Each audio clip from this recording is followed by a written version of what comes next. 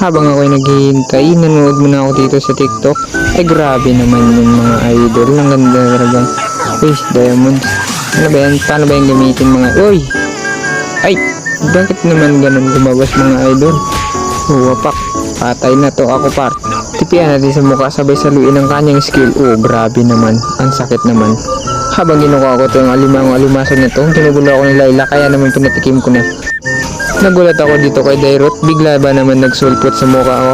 Buti na lang nakailag ako sa una pero yung pangalawa hindi na. Akala niya mapapatay niya ako, di niya alam makaka-recall ako dyan. Ratings ang galawan, joke lang. Sino nakakaya ng ganitong mga galawan? Tignan nyo naman, bigla nag-teleport sa kabila. O diba? Di natapatay. Baka naman nagtatago lang dito kaya ginamit ako ng first sabay triple emote. Nabuha natin dito sa tumo, sabay papagitahan ng malabing kising galawan. O diba? Ang galing.